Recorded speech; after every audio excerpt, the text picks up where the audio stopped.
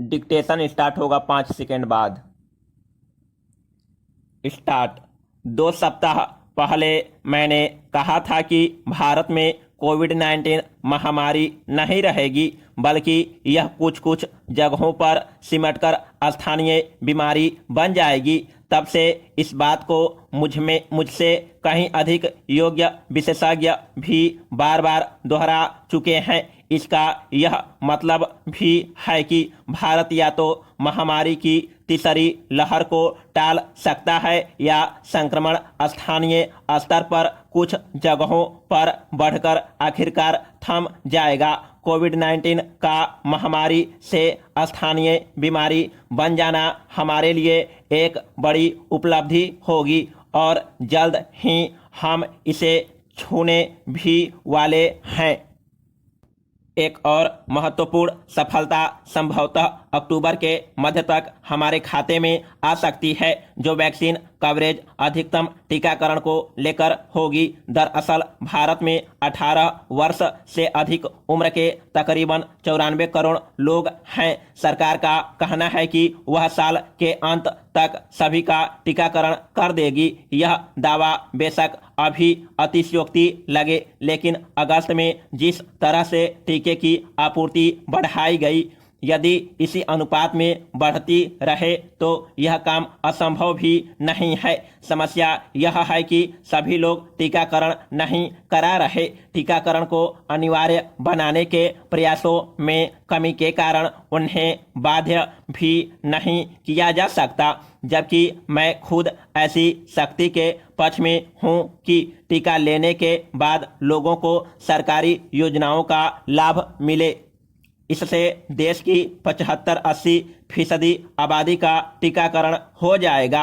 यदि संख्या में इसे बदले तो 70.5 करोड़ से लेकर 75.2 करोड़ आबादी को टीका लग जाएगा। यह जिम्मेदारी सरकार, स्वास्थ्यकर्मी, नियोक्ताओं, मीडिया, धर्मार्थ संगठनों व प्रभावशाली लोगों की है कि ज़्यादा से ज़्यादा लोगों को हम टीकाकरण के लिए प्रेरित कर सके। मगर हमेशा से ऐसे लोग भी होते हैं जो ऐसा नहीं करेंगे। इसका एक बड़ा उदाहरण अमेरिका है। वहाँ हाल फिलहाल में संक्रमण, अस्पतालों में भर्ती, मौत आदि के मामले उन लोगों में अमूमन ज़्यादा दिख रहे हैं जिन्होंने टीके नहीं लगवाए। यह एक तरह की चेतावनी है।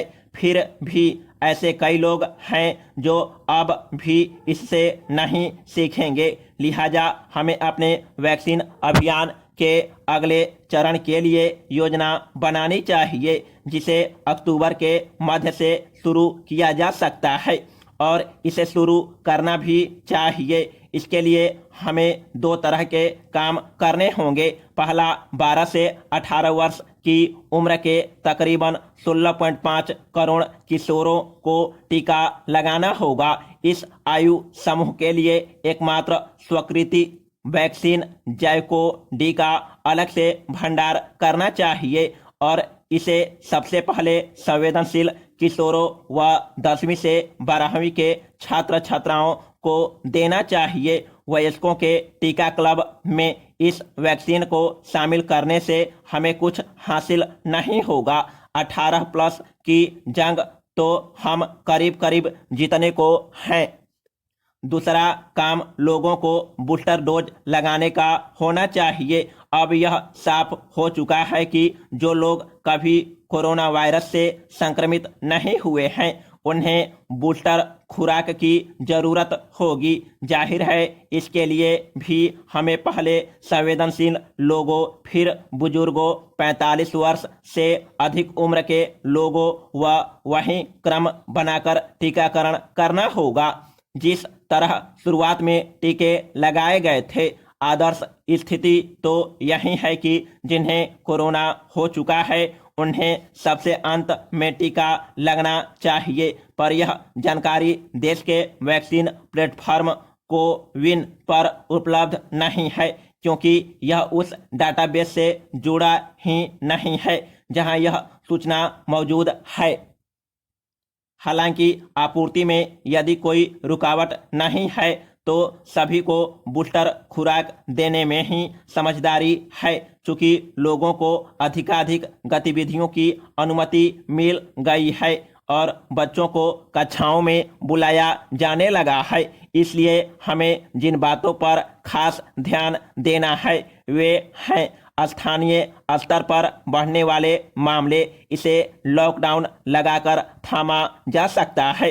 जैसे हर जिले को स्कूल बंद करने का प्रोटोकॉल तैयार करना होगा और कोरोना वायरस का म्यूटेशन रूप बदलना, लिहाजा हमारे लिए न केवल पर्याप्त संख्या में वायरल जीनोम का अनुक्रम तैयार करना महत्वपूर्ण है, बल्कि उसके नतीजे भी हर संभव साझा करने होंगे, संभवतः स्वास्थ्य मंत्रालय की नियमित प्रेस कॉन्फ्रेंस के माध्यम से, ताकि सभी तक सही सूचना पहुंच सके। समाप्त।